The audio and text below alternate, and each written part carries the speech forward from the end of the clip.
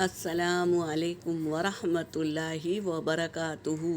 اعوذ باللہ من الشیطان الرجیم، بسم اللہ الرحمن الرحیم۔ رب زدنی علما۔ جنت میں جانے کی دعا، حوالہ جامع ترمذی کی ہے، تو اس کو ہم پڑھیں گے اور جنت کی طلب کریں گے، اللہ سے مانگیں گے۔ اللہ ہی جنت و جہنم کا مالک ہے، تو جو مالک ہے وہی تو ہمیں دے گا، تو ہم اللہ سے دنیا میں ہی مانگیں گے تو اللہ عطا کریں گے۔ اللہم انی اسألوک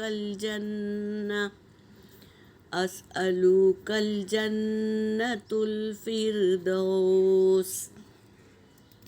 اے اللہ، بے شک میں اسألوک آپ سے سوال کرتا ہوں، جنت الفردوس کا۔